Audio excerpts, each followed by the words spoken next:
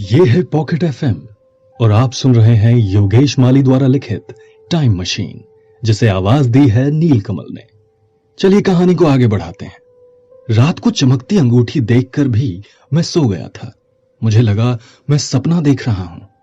सुबह होते ही हुस्ना ने मुझे उठाया और कहा, ये लादी कैसे टूट गई? मैंने कहा, कुछ नहीं, रात को मेरा हाथ इस पे पड़ गया था।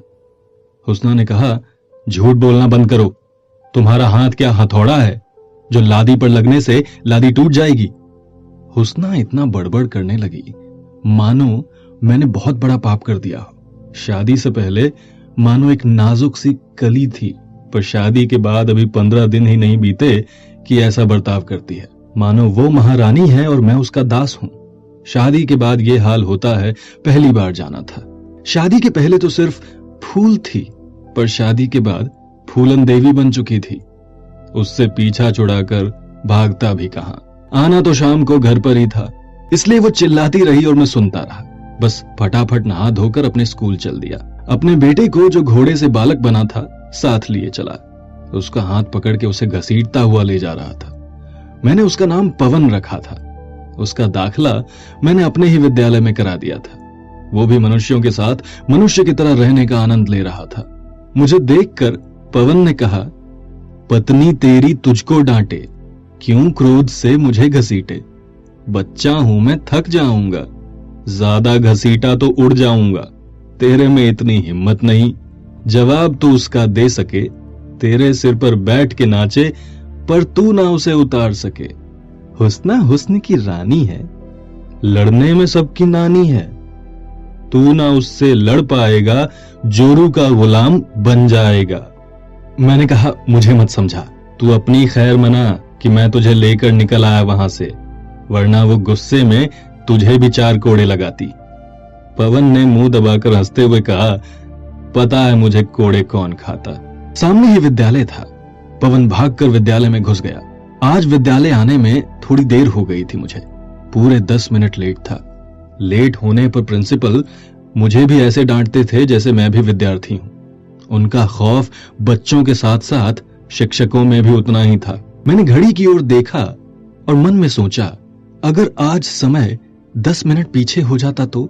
मैंने बस सोचा ही था कि मेरे सामने प्रिंसिपल आ धमके और कहा, आज फिर देर से आए हो, और घड़ी की ओर देखा। मैंने भी दीवार पर टंगी घड़ी को देखा और होश उड़ गए। प्रिंसिपल भी चौंक गए थे। उन्होंने झट से कलाई पर बंधी घड़ी को देखा, फिर हाथ जेब में डालकर मोबाइल को देखा, फिर मेरी ओर हंसते हुए देखकर कहा, आज समय पर पहुंचे हो, मुझे लगा रोज की तरह लेट हो गए होगे। ये बोलकर वो आगे निकल गए और मैं सदमे में खड़ा था। मुझे समझ में नहीं आ रहा था कि मैंने तो सिर्फ सोचा भर था और समय 10 मिनट पीछे हो गया, वो भी सभी घड़ियों में। मैं कुछ समझ नहीं पाया और ये सोचते हुए स्टाफ रूम में गया। शांतिपूर्ण वातावरण में मैं शांति से बैठा ही था कि पियून वहां आया। मैंने उसे आवाज दी पर उसने सुना नहीं। मैंने 2 बार और आवाज दी, फिर भी नहीं सुना। मैंने देखा वो कान में खूंटी लगाकर मोबाइल हाथ में लिए गाना सुन रहा है। मैंने मन में ही झल्लाकर कहा, आग लगे इसके मोबाइल में, दिन भर गाना सुनता है। मैंने बोला ही था कि उसके मोबाइल में आग लग गई और उसने मोबाइल हाथ से छोड़ दिया और चिल्लाने लगा। मैंने झट से मेरे टेबल पर रखे ग्लास का पानी उसके मोबाइल पर डाल दिया। स्टाफ रूम में बैठे सभी शिक्षक वहां भाग कर आए। पियून रोने लगा और कहा, नया मोबाइल लिया था इस महीने की तनख्वाह से, 8,000 का मोबाइल जल गया। मैं अब समझ गया था कि मेरे मन में बोले शब्दों का कमाल है ये। मतलब रात को जो मैंने देखा वो सपना नहीं था। मेरा हाथ लगने से लादी टूट गई थी। मुझे याद आया कि उस समय मेरे हाथ की अंगूठी चमक रही थी। जरूर ये जादुई अंगूठी है, इसलिए मेरे पास कुछ जादुई शक्तियां आ गई हैं। यहां वो पियून रोए जा रहा था। मुझे उस पर दया आ गई। मैंने उस मोबाइल को उठाया और कहा, रो मत, मैं मोबाइल को ठीक कर दूंगा। सभी मेरी ओर देखने लगे। पियून ने कहा, ये तो जल गया है और आपने पानी भी डाल दिया, अब क्या ठीक होगा? मैंने कहा, मुझे आता है मोबाइल रिपेयर करना, मुझे कोशिश करने दो, कल ले लेना मोबाइल मुझसे। तभी घंटी बजी और सभी शिक्षक और मैं अपने अपने वर्ग में चले गए। आज पढ़ाने में मन नहीं लग रहा था। पूरा दिन मन को संभालने में लगा था कि कहीं किसी के लिए कुछ गलत ना निकले। छुट्टी हुई कि झट से पवन को लेकर विद्यालय से निकला। पवन ने कहा, क्या हुआ? इतना घबराए हुए क्यों हो? मैंने कहा कुछ नहीं, बस मेरे साथ चल। मैं गार्डन की ओर मुड़ा तो पवन ने कहा, यहां कहां जा रहे हो? मैंने कहा, तू तेरा मुंह बंद कर और चलता रह। हम गार्डन में पहुंचे तो पूरा गार्डन खाली था। मैं एक कुर्सी पर जाकर बैठ गया। मैंने सोचा, क्यों ना अपने आप को परख लूं कि मेरे पास कितनी जादुई शक्ति है।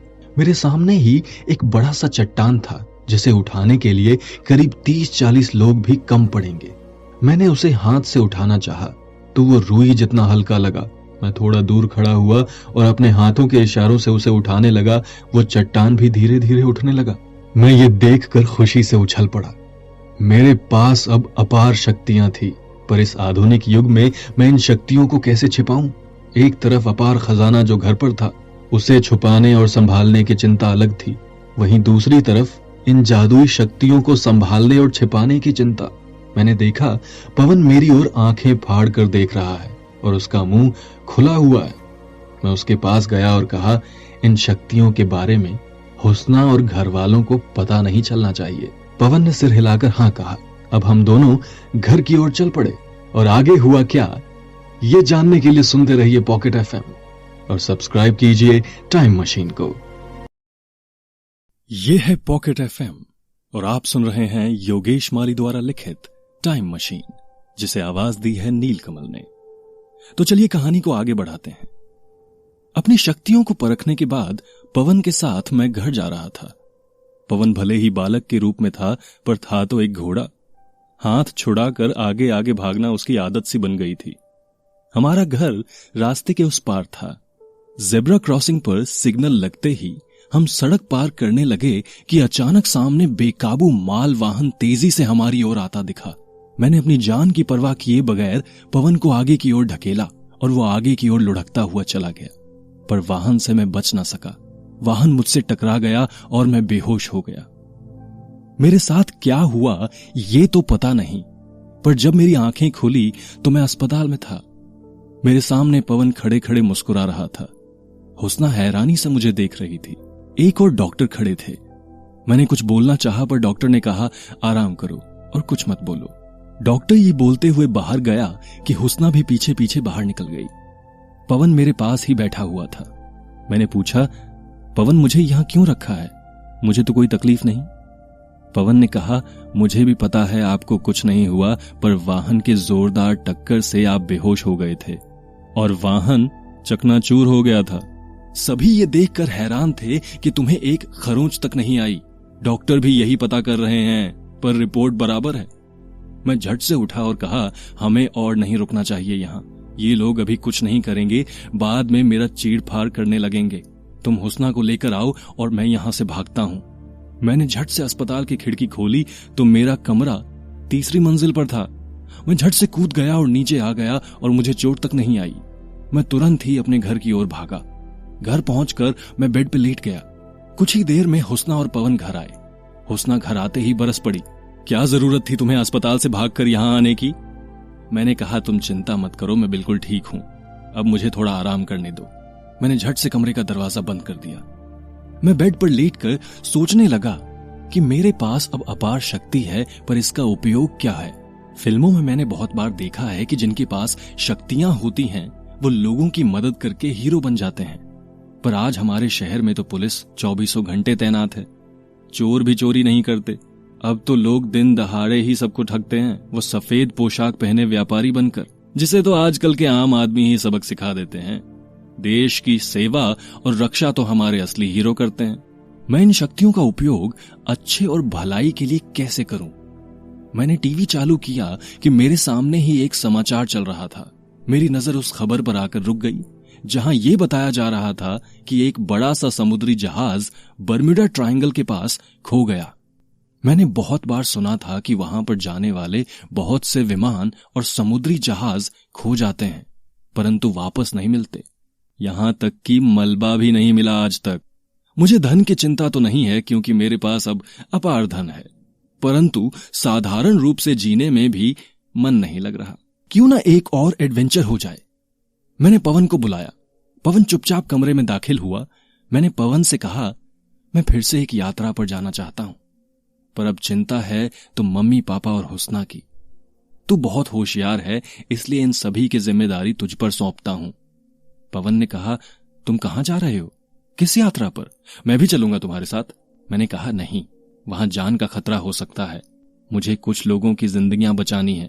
करीब करीब 1000 लोग उस जहाज में थे जो कल समुद्र में खो गया। कल वो जहाज 3 बजे समुद्र में देखा गया था। उसके बाद वो लापता है। मैं टाइम मशीन की सहायता से उन्हें बचा सकता हूं। हुस्ना पूछे तो बोल देना मैं जरूरी काम से शहर से बाहर गया हूं। मैंने अपने बैग में चार्जर तथा एक बैटरी से चलने वाला चार्जर और कुछ जरूरी सामान ले लिए। मैंने अपने मोबाइल पर कल के 1 बजे का समय और बंदरगाह का नाम डाला जहां से वो जहाज चला था।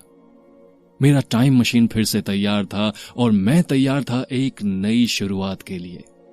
मैंने पवन को गले लगाया और टाइम मशीन का बटन दबाया और रोशनी का द्वार मेरे सामने था। मैंने झट से उस रोशनी में प्रवेश किया और मेरे सामने था एक बड़ा सा बंदरगाह और उसके सामने था एक बड़ा सा समुद्री जहाज। मैं झट से टिकट काउंटर के पास गया। मैं तुरंत ही टिकट लेकर आया और जहाज पर चढ़ गया। वो जहाज इतना बड़ा था कि ऐसा लग रहा था मानो पूरा एक शहर उस जहाज पर बसा हुआ हो। उस पर 3 मंजिला इमारत थी तथा पक्की सड़क भी बनी हुई थी। उस जहाज पर बच्चे, बड़े, बूढ़े सभी थे। सभी के सभी बड़े खुश नजर आ रहे थे। उन्हें क्या पता कि वो किस तरह मौत के मुंह में जाने के लिए तैयार हैं। कुछ देर बाद उस अमरीकी बंदरगाह से वो जहाज यूरोप की ओर चला। सभी ओर हर्षोल्लास था। ऐसा लग रहा था मानो शहर का शहर पानी के ऊपर दौड़ रहा था। मेरा मन भय से भरा हुआ था क्योंकि इस जहाज पर सिर्फ मैं ही एक ऐसा व्यक्ति था जो इस जहाज का भविष्य जानता था। जैसे ही हमारा जहाज कैरेबियन द्वीप तक पहुंचा, वो दिशा थी 25 डिग्री दक्षिण, 71 डिग्री पश्चिम। मैं भागकर कैप्टन के पास गया। मैंने कैप्टन से कहा, यह जहाज करीब करीब बर्मुडा ट्रायंगल की ओर पहुंच गया है। यदि अभी इसे दूसरी ओर मोड़ लिया जाए तो ठीक होगा, वरना हम बर्मुडा ट्रायंगल में फंस जाएंगे। कैप्टन ने मुझे जोर से धक्का मारा और कहा, मुझे सिखाता है, यहां से हमारा हमेशा आना जाना है। यहां कोई खतरा नहीं है। बर्मुडा ट्रायंगल कहां है ये हमें पता है। हम हमेशा उससे दूर ही रहते हैं। अब हमें परेशान मत करो। मैंने कहा, पर आपको पता नहीं, मैंने भविष्य देखा है इस जहाज का। ये अभी कुछ ही देर में बर्मुडा ट्रायंगल में फंस जाएगा और किसी भी रेडार में नहीं आ पाओगे। कैप्टन ने चिल्लाते हुए कहा, असभ्य है ये, अशुभ बोलता है। चला जा यहां से, वरना तुझे अभी समुद्र में फेंक देंगे। मैं उसका गुस्सा देखकर वहां से निकल गया। उसी समय एक समुद्री तूफान हमारी ओर आने लगा।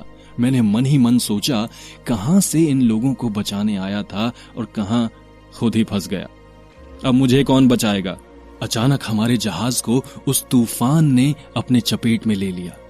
चारों ओर शोर ही शोर था। कोई अपनी जान बचाने के लिए भाग रहा था तो कोई अपने बच्चों और परिवार को बचाने की कोशिश कर रहा था।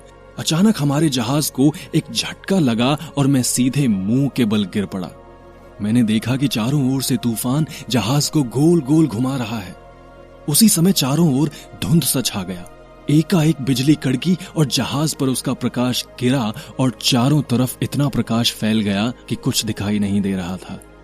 ऐसे चुभते प्रकाश की वजह से सभी बेहोश होने लगे।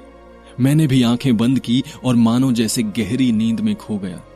न जाने मैं कब तक ऐसे ही पड़ा रहा। अब मैं नींद से बाहर तो आ गया था, पर मेरी आंखें बंद थी। मेरे कानों में भयंकर रोने और चिल्लाने की आवाज आ रही थी।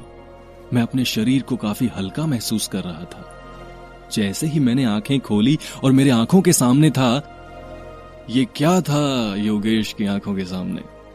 जानने के लिए सुनते रहिए पॉकेट एफएम और सब्सक्राइब कीजिए टाइम मशीन को।